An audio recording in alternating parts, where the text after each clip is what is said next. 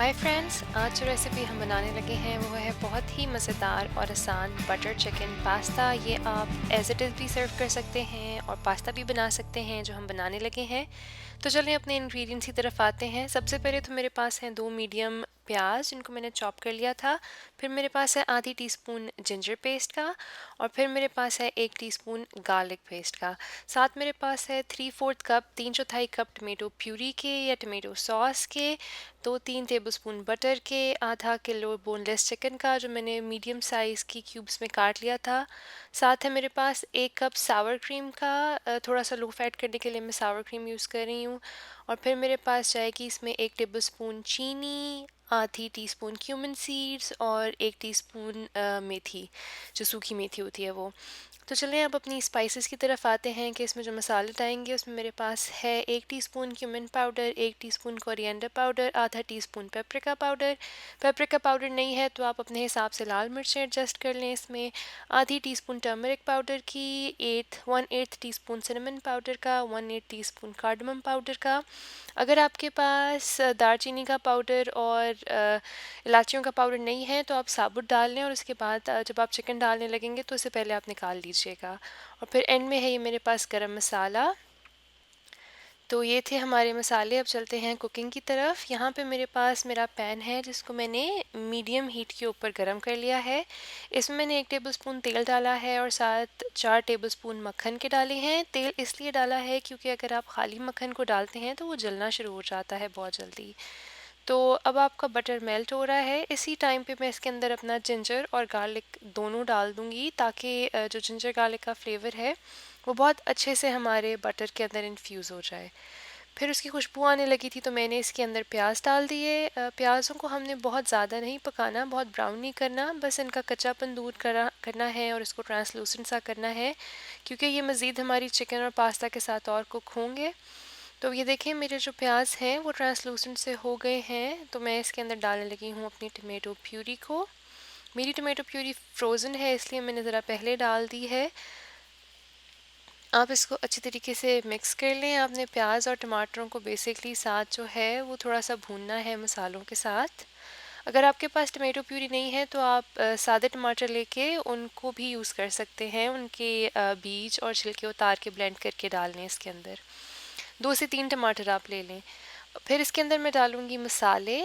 जो हमने सारे शुरू में लिए थे वो मसाले आप इसके अंदर डाल दें और अब हमने अपने मसाले को भूनना है।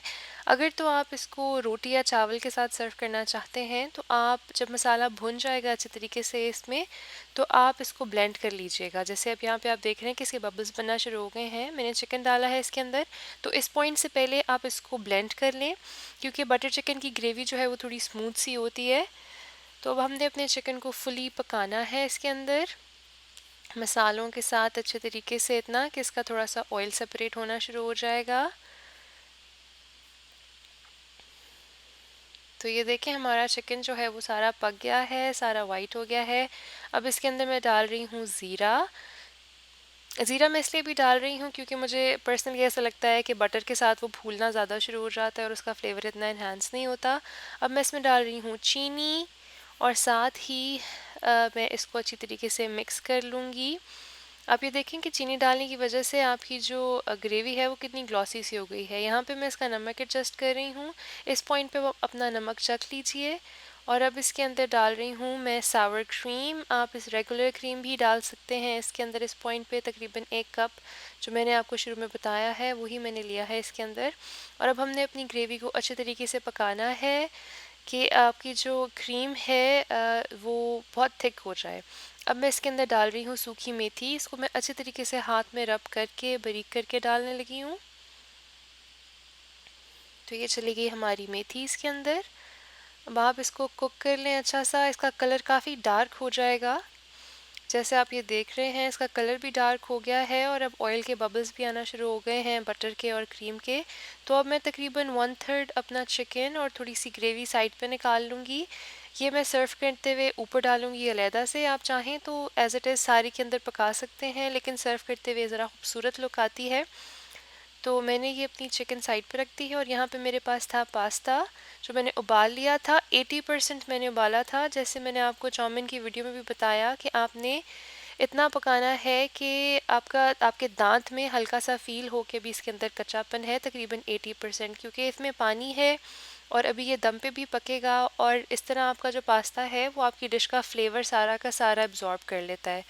तो ये इसकी निशानी है कि जब आप इसके अंदर चम्मच को घुमाते हैं तो आपका पानी नहीं नज़र आता, आपको बिल्कुल भी, आपको बिल्कुल ड्राई नीचे से पैन नज़र आता है। तो इस पॉइंट पे आप इसको ढक के रख दें थोड़ी देर के लिए, ताकि आपका पास्ता बिल्कुल रेडी हो जाए। तो ये हमारा पास्ता अब तैयार है। इसको मैंने जो है वो आधा घंटा ढक के रख दिया था।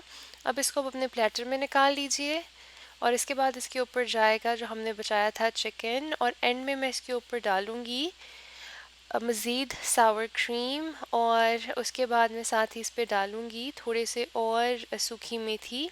उससे बहुत अच्छी खुशबू आती है और बहुत अच्छा जायका भी आता है।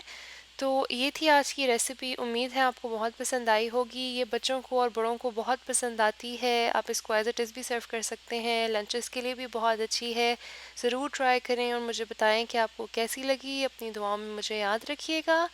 Until next time, the homemaker baker over and out.